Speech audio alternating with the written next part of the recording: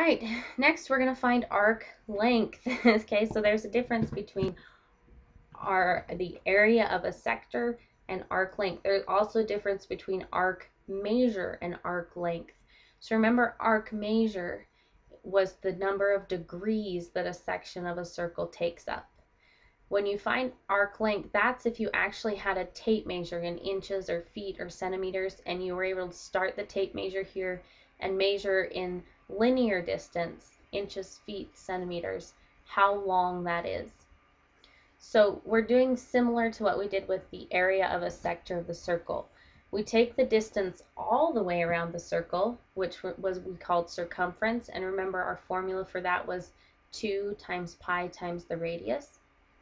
And we know that if we're just taking a section of the circle, we only have a fraction of that distance, and the fraction is the arc measure divided by 360. Again, the measure of the arc is the number of degrees it covers, and there's 360 total in a circle. So if you had a full circle, you'd be doing 360 over 360, which is 1. You'd have the whole thing. But here we're doing just parts of a circle.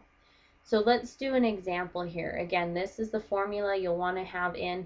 Make sure you highlight that it's arc length and not arc measure. Again, arc measure is the degrees of the angle.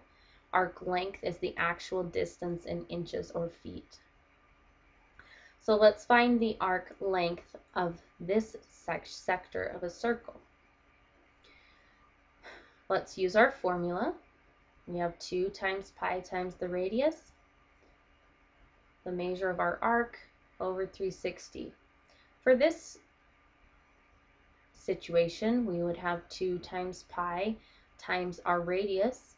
The distance from the center to the edge was 10, so we're going to go times 10. The arc measure is the degree opening of that angle, which it appears as 94, and we go over 360. Now there's 2 ways again that they may ask for your answer. They may ask for terms in terms of pi.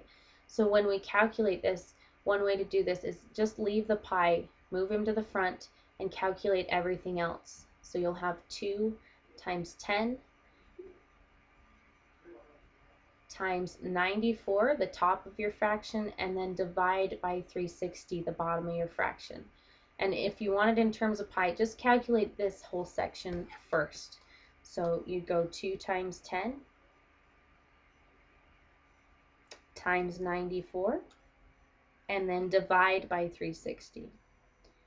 And you should get about 5.22.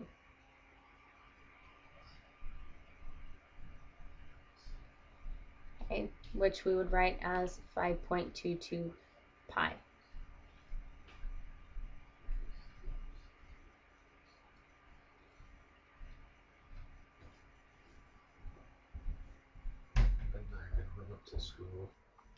Okay, so this would be our answer in terms of pi. The other way they'll ask for your answer is as a decimal rounded to a specific number. And the way you do that is then to just go ahead and multiply by pi. So leave the number in your calculator so that you get the most accurate answer. Okay, so leave that full number that was there, 2 times 10 times 94, and divide by 360. And then just multiply by pi. Now you should have a pi button on your calculator. If you don't, you can use the number 3.14. Okay, pi is about 3.14, but I want you to realize then you will be off slightly on some of these answers because they are assuming that you are using a calculator with the pi button on it, and it will throw you off just a little bit if you use 3.14 instead. Okay, so this is the same answer, it's just 2 different forms. One is in terms of pi, that means you leave the pi and don't multiply it, and as a decimal, you go ahead and multiply by pi. All right, let's complete this example. Okay, so what is the measure of the length of the arc? Okay, JL. So again, notice we're dealing with arc length. And then I would take out my notes. And I'd say, okay, what's the formula for arc length? It's not pi times radius squared, but 2 pi r.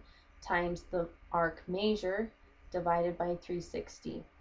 Okay, so don't use, again, read carefully whether you're finding arc length, arc measure, or the area of a sector.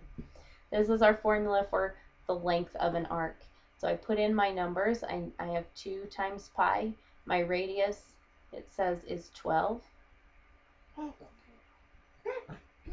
And then times the measure of my arc is 124 degrees over 360.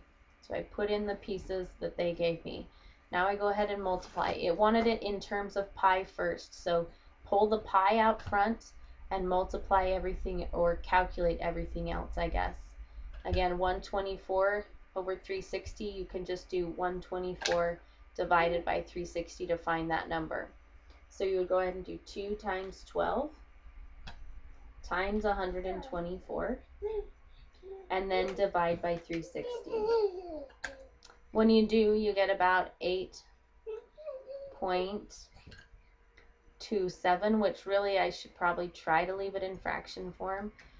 If it's in fraction form and you're trying to compare answers, just divide the fraction. Okay, so here is my answer in terms of pi, my basic answer in terms of pi. If I want it as a decimal, then you just go ahead, leave that number in your calculator and multiply by the pi that's in your calculator, the pi button. And I get 25.97 when I round. Okay, so there's my answer in the 2 different forms they requested.